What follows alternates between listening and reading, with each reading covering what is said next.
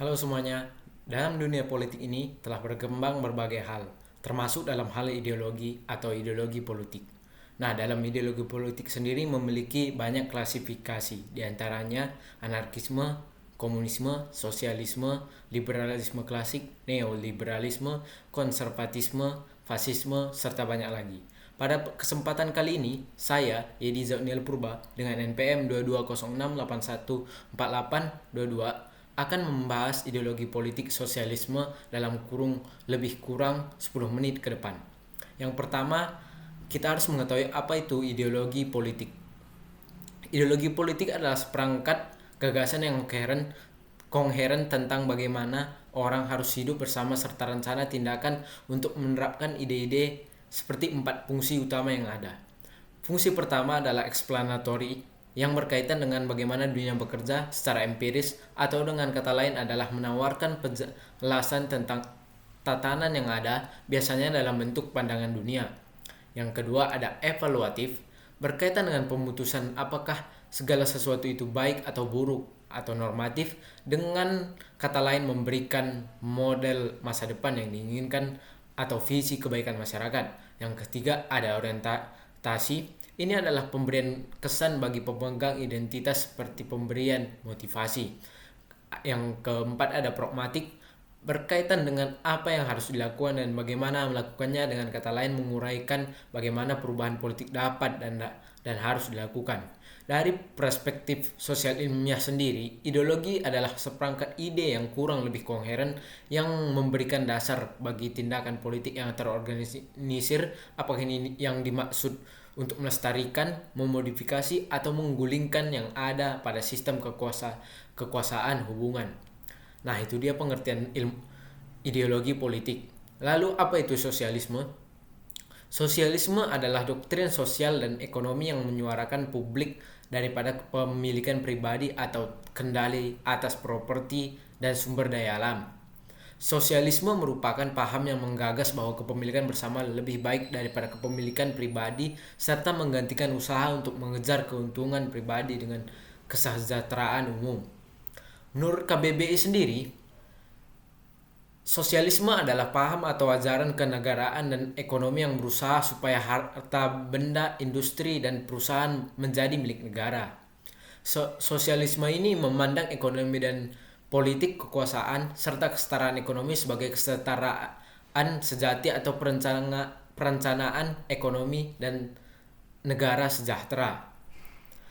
Menurut pandangan sosialis ini, individu tidak hidup atau bekerja dalam isolasi, tetapi hidup dalam kerjasama satu sama lain. Lebih jauh lagi, segala sesuatu yang diproduksi oleh orang dalam artian tertentu merupakan produk sosial, dan setiap orang berkontribusi pada produksi suatu barang berhak mendapatkan bagian di dalamnya. Oleh karena itu, masyarakat secara keseluruhan harus memiliki atau setidaknya mengendalikan properti untuk kepentingan semua anggotanya. Dari pemikiran inilah menempatkan sosialisme sebagai oposisi terhadap kapitalisme yang didasarkan pada kepemilikan pribadi. Secara singkatnya, daripada sosialisme ini berusaha menggantikan sebuah sistem yang hanya mengejar keuntungan pribadi saja pada sistem yang lebih kepada kesejahteraan umum. Namun sosialisme ini juga memerlukan kontrol sosial atau sumber daya yang mendasar bagi kemakmuran dalam masyarakat secara keseluruhan. Hal ini seperti pembentukan batasan sejauh mana properti itu dikendalikan oleh masyarakat secara keseluruhan, yakni seperti kepemilikan pribadi atas baju yang mereka pakai atau pertanian, toko, dan usaha kecil atau menengah lainnya. Adapun tujuan dari sosialisme adalah membentuk kesejahteraan dan kemakmuran masyarakat dalam negara.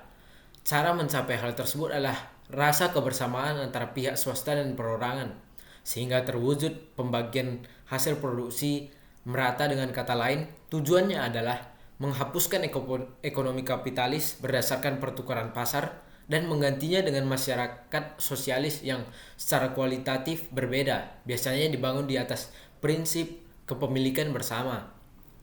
Sosialisme sendiri menjadi gerakan politik pada saat revolusi industri berkembang karena liberalisme dan merupakan suatu bentuk protes karena sistem kapitalis serta muncul pertama kali di Perancis pada tahun 1830.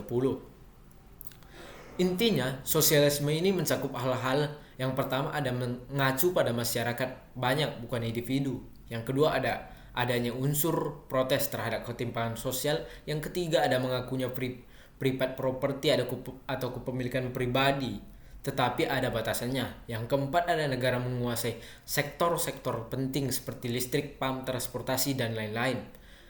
5. Adanya regulasi pemerintah dalam bidang ekonomi. Ciri-ciri negara yang menganut paham sosialisme ada yang pertama mementingkan kekuasaan dan kepentingan negara terlebih dahulu.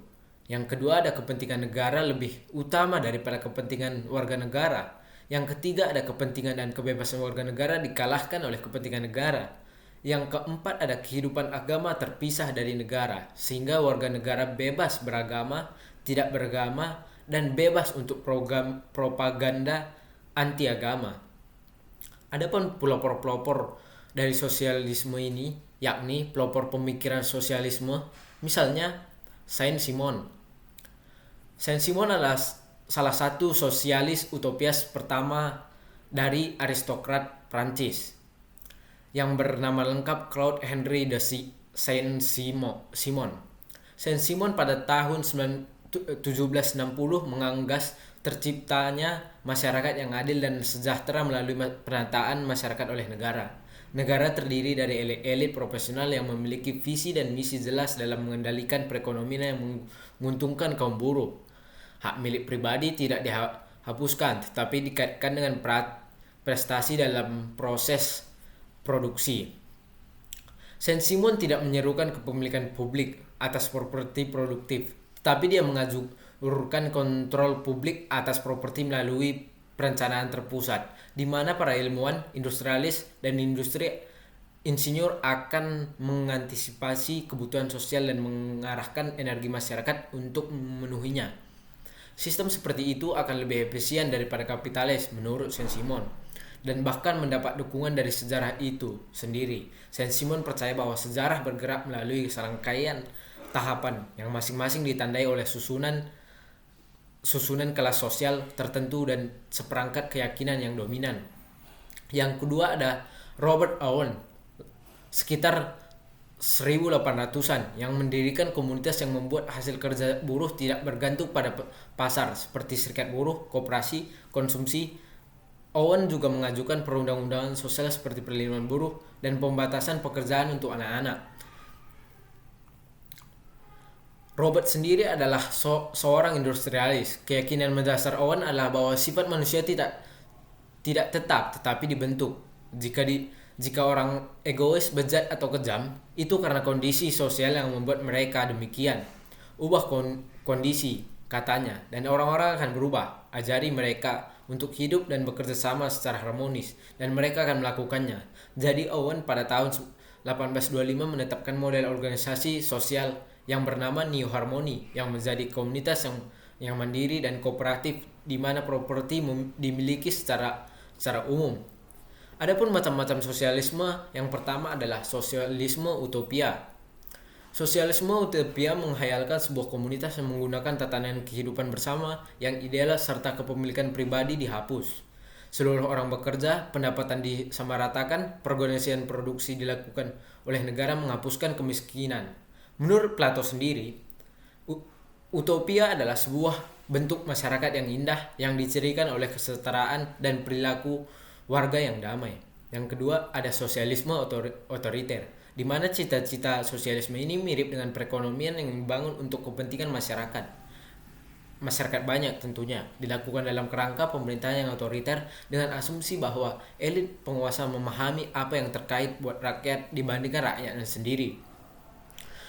Sosialisme demokrasi yang ada pada masyarakat telah mengalami industrialisasi dan keterbukaan arena politik bagi kelas pekerja, bahwa pemerintah itu ikut campur pada proses demokrasi untuk menuntaskan masalah ekonomi sosial, misalnya dengan keluarnya program dan dana pensiun, tunjangan pengangguran, angguran kesehatan buat kaum miskin, dan negara merupakan sarana krusial untuk melangsungkan persamaan kesempatan bagi semua orang. Selanjutnya ada kapitalisme versus sosialisme. Seringkali kapitalisme ini dipandang mendasar pada keserakahan manusia dan sosialisme mendasar pada kebutuhan manusia. Namun pemikiran ini sangatlah salah dan justru adalah kebalikannya. Contohnya Amazon. Amazon menawarkan berbagai produk yang kita inginkan dan kita butuhkan. Jika masyarakat mempercayainya dan dengan benar merasa membutuhkan dan menginginkan produk tersebut, maka pastinya Amazon akan semakin makmur. Perusahaan memotivasi masyarakat dengan menyediakan kebutuhan dan keinginan mereka untuk meningkatkan kehidupan dan mendapatkan kepuasan. Perusahaan juga kerap kali membuat inovasi baru dan menawarkan kepada publik. Jika publik tidak tertarik atau tidak menemukan kebutuhan ataupun keinginan terkait dengan produk tersebut, maka perusahaan akan mengubahnya dan kembali berinovasi. Maka konsumen berperan sebagai pemegang kekuasaan dengan menabung uangnya dari produk yang dibeli dari perusahaan. Sementara di sosialisme, pemegang kekuasaan tertinggi adalah negara, atau dengan kata lain pemerintah. Pemerintah menetapkan jumlah pasokan, pengalihan, dan lain-lain. Dalam sosialisme, beberapa orang menjadi elit pemerintahan memutuskan apa yang harus dimiliki oleh seluruh masyarakat dan berapa banyak masyarakat yang harus membayarnya. Salah satu contoh sosialisme mendorong negara makmur menjadi negara dengan ekonomi terpuruk adalah Venezuela, yaitu salah satu negara terkaya di Amerika Latin. Lalu menurut aktivis kiri, sosialisme memberikan kemakmuran. Hal ini terbukti di beberapa negara di benua Eropa di bagian timur. Di sana semua orang bahagia, seperti mendapatkan gratis fasilitas kesehatan, gratis pendidikan, serta persatuan yang sangat kuat. Tapi mereka tidak murni sosialisme. Tetapi tetap saja ada kapitalisme andil di dalamnya. Karena tanpa kapitalisme negara tersebut akan menjadi Venezuela selanjutnya. Sosialisme memimpin ekonomi pada kediktatoran ekonomi dari elit pemerintahan selalu dan dimanapun. Selanjutnya ada komunisme versus sosialisme. Komunisme dan sosialisme, pembatasan eksploitasi pekerja dan mengeliminasi kelas ekonomi. Tiada negara yang benar-benar negara komunisme. Keduanya memiliki cita-cita yang sama, yakni masyarakat yang bahagia dengan apa yang mereka kerjakan, apa yang mereka miliki bersama, dan apa yang mereka dapatkan. Semuanya berbahagia. Implementasi komunisme berbeda-beda di setiap negara, dengan aliran mereka masing-masing. Ada Leninisme, Stalinisme, dan lain-lain. Keduanya sama-sama tidak sejalan dengan sistem yang ada di monarki. Adanya kaum borjuis dan kaum proletar. Komunisme dan sosialisme mengatur semua kegiatan produksi, konsumsi, bahkan seluruh kegiatan ekonomi yang sebelumnya diatur oleh kaum borjuis. Sosialisme sendiri membagikan segala sesuatunya secara adil dan atau sama rata dalam bidang kesehatan, bidang pendidikan, dan pelayanan lainnya. Serta setiap orang juga selalu equal dapat berkontribusi di bidang-bidang tersebut.